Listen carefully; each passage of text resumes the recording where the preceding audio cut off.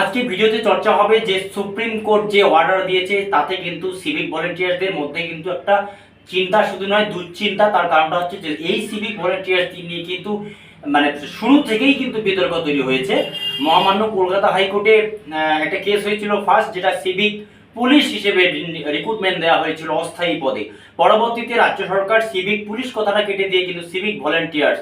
এরপরে কিন্তু কলকাতা হাইকোর্টে একটি মামলা হয় বাড়িগুল এবং সারেঙ্গা পিএস নিয়ে। পরবর্তীতে কিন্তু কলকাতা হাইকোর্ট মিস্টার সঞ্জীব ব্যানার্জি আশঙ্কা প্রকাশ করেছিলেন। সেটা হচ্ছে আপনার কি বলেছিল কলকাতা হাইকোর্ট বলেছিল যে একদিনে 1,351 মানে একদিনেই 1,351 জনের কি করে ইন্টারভিউ হয়ে একদিনে তাদেরকে চাকরি দেওয়া যায়, এইরকম একটা প্রশ্ন। এবং গতকাল কিন্তু আবার সুপ্রিম কোর্ট ওই প্রশ্ন তুলেছে যে 7 দিনের ট্রেনিং দিয়ে কি করে কন্ট্রাকচুয়াল পদে একজন সিভিক ভলেন্টিয়ার্সকে নিয়োগ করা যায়। প্রশ্নটা হচ্ছে যে সিভিক ভলেন্টিয়ার্স শুরুটাই হচ্ছে এই মমতা বন্দ্যোপাধ্যায় সরকার যখন 2011 সালে নতুন এসেছিল তখনই কিন্তু রিক্রুটমেন্ট দেওয়া হয়েছিল অস্থায়ী পদে। কিসের জন্য দেওয়া হয়েছিল? যে 20 দিন তাদের ডিউটি হবে এবং সিভিক পুলিশ নট ভলেন্টিয়ার্স। পরবর্তীতে তাদের পুলিশ কথাটা কেটে দেওয়া হয়। একটার পর একটা এই পরিস্থিতি কিন্তু চলে আসছে আস্তে আস্তে। তারপরে 24/3/2023 নিউ গাইডলাইন্স। তার আগে আনিস খান একটি কাণ্ডে সিভিক ভলেন্টিয়ার্সের কিন্তু নাম জড়ায়। পরবর্তীতে কিন্তু হাইকোর্টে ফের মামলা হয়। সিভিক ভলেন্টিয়ার্স এরা কারা, তার ডিউটির পারপাসেস কি আছে সেই সম্বন্ধে কিন্তু বিস্তারিত আলোচনা হয়। সেটা গেল। নাম্বার 3-তে সিভিক ভলেন্টিয়ার্সদের জন্য পুলিশ ইমেজ, মানে সিভিক ভলেন্টিয়ার্সদের জন্য পুলিশের নাকি সম্মান নষ্ট হচ্ছে। 1 সেপ্টেম্বর 2024 এরূপও মন্তব্য করতে দেখা যায়। যদিও যে সিভিক ভলেন্টিয়ার্সরা আজকে রাজ্য স্তরে তারা কাজ করছে, মাঠে হোক ঘাটে হোক, আপনার যে তোমার ইমেল পাঠানো হোক, মেসেজ রিসিভ করা হোক, অল ওয়ার্কস, মানে এক কথায় A to Z পুলিশের সমস্ত কাজে কিন্তু সিভিক ভলেন্টিয়ার্স। এমন কোনো পুলিশের অফিস নেই যেখানে সিভিক ভলেন্টিয়ার ছাড়া বর্তমান পুলিশি ব্যবস্থাটা কায়েম রয়েছে পশ্চিমবাংলায় কিন্তু সিভিক ভলেন্টিয়ার্স ছাড়া আর কিন্তু কেউ কিন্তু নেই। প্রশ্নটা হচ্ছে যে হ্যাট্রিক করলেন এ রাজ্যের মাননীয় মুখ্যমন্ত্রী মমতা বন্দ্যোপাধ্যায়, তারপরেও প্রায় ওনার 12 বছর অতিক্রান্ত হতে যাচ্ছে তার ক্ষমতার, তারপরেও কিন্তু সেই সিভিক ভলেন্টিয়ার্সের আসল তারা কি সেই ডিজিগনেশন কিন্তু সিভিক ভলেন্টিয়ার্স ভাই বোনেরা আজ পর্যন্ত পাননি।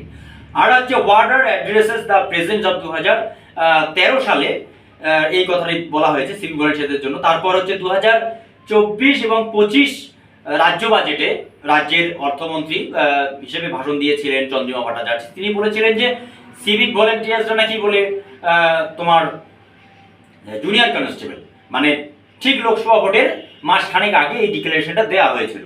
যাই হোক, সেটা কবে হবে তার কিন্তু খবর এখন আর কিছু পাওয়া যাচ্ছে না।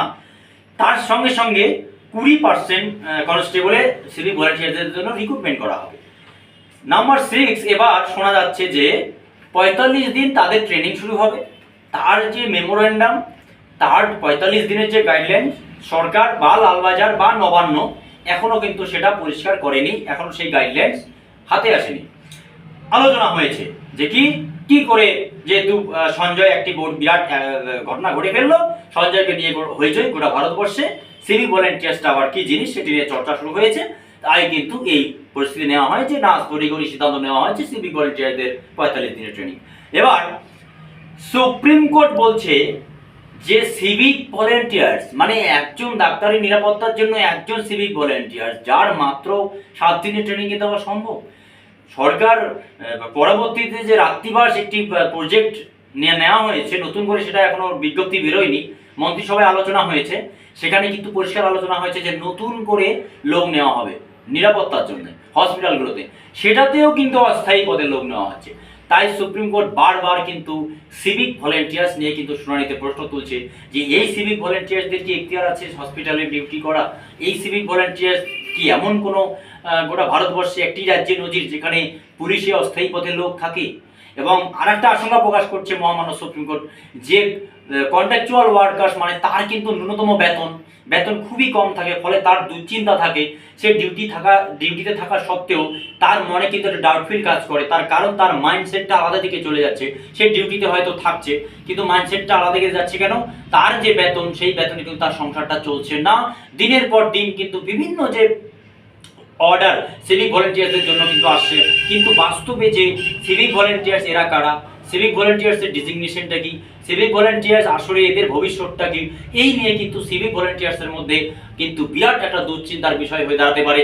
তার কারণটা হচ্ছে যে হুবহু যেখানে গোটা ভারতবর্ষে 83% বেকার ছেলে মেয়ে গোটা ভারতবর্ষে, তার মধ্যে 75% হচ্ছে পোস্ট গ্র্যাজুয়েট এবং গ্র্যাজুয়েট।